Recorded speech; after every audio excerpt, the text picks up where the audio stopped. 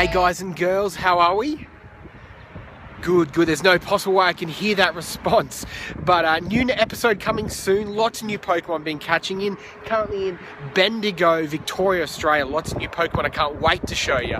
But for now, I just want to share 10 tips and tricks when it comes to being a Pokemon master on Pokemon Go.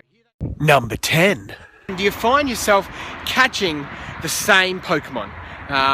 My first tip for you is to shop at different areas, find different areas, go on a road trip, get out of your local streets, your local suburb, and you'll find the Pokemon will change as Pokemon are prone to different areas. I know where I live on the Gold Coast, a lot of Dugduros. It's like a safari zone down there at the coast in Australia. But once I moved out of the area or went on a bit of a trip with some mates, instantly found some different Pokemon. So the other thing you can do is change the time that you're catching.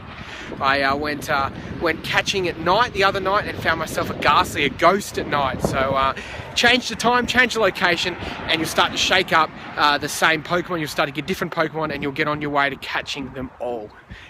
Number 9.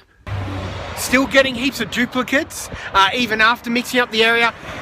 That's fantastic. Don't forget that you can actually transfer your Pokemon to Professor Willow. And he actually gives you sweet candy in return. And that candy can grow your Pokemon into the champions you want them to be. You don't get that Pokemon back, but if you've got plenty of duplicates, trade it for the candy. Take that Pokemon to the candy shop. Number 8. When you've got a Pokemon in your screen, you'll notice these pulsating circular circles coming from it. That's my technical term. And you're probably like, Steve, what are those? And I'm like, you, viewer. What they do, the bigger they are, the harder it is to catch. When they close in and they're smaller, throw your Pokeball, you've got a higher chance of catching that Pokemon. Number 7. You might have also noticed that the colour of the ring is a different colour, and there's a reason for that. Green means easy, yellow means moderate, red means hard. And the more experience you get, the harder Pokemon you're probably going to come across. And chances are the standard Pokeball just won't do the job. But keep an eye out for that. You know if it's a red, you're in for a battle. Number 6. The footprints. We've all seen them. Well, maybe we haven't all seen them, but some of you have seen the footprints. What are these footprints next to the Pokemon when you're on your screen? That shows you that those Pokemon are relatively near you. 3 means they're quite a distance, you're going to have to do some walking. 2 means you're going to have to walk a little bit, and 1 means stay in the area and you're probably going to find that Pokemon. That's the footprints. Number 5. After much debate on the forums, it has been confirmed that those leaves you see on your screen coming up from the map are in fact Pokemon rustling those leaves, and it does actually mean there are Pokemon nearby. I don't know guys, I haven't actually experienced that. I've walked over to that and spent some time in rustling leaves and haven't always caught a Pokemon. But the game's new, does have its glitches, so the idea if you head towards those leaves is that there is a Pokemon over there. So best to stick to the rustling leaves guys. Here's the next one. Number 4. You're ever inside watching a movie, hanging with mates, maybe your feet are sore, you're like, I just can't go out today. I can't go out and Pokemon train today. I don't know, but I want to catch Pokemon.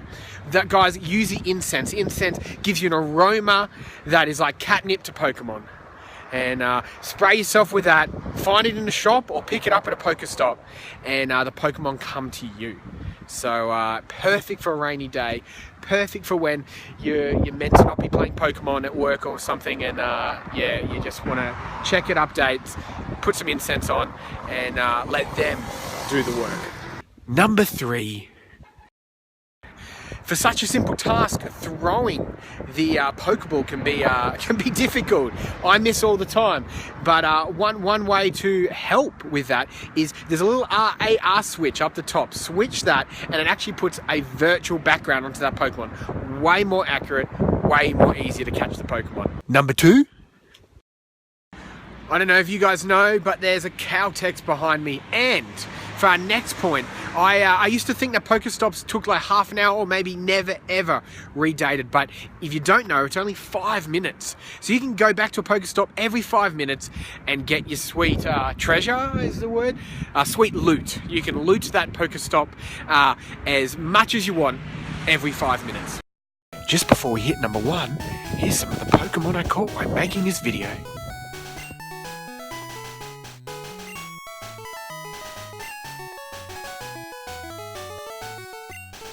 Number 1.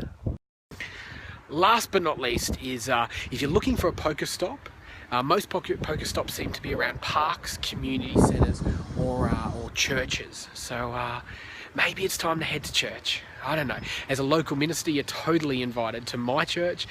Fill up your Pokestop, get some Pokeballs, bring your Bulbasaur, and love to see you there. That's all my tips and tricks for now, guys. Heaps more coming soon. Another episode coming soon. My last kind of tip would be to get on Facebook and find a Pokemon Go community in your area. Share tips, share hotspots, and let's experience this game together. All right, guys, see you next video.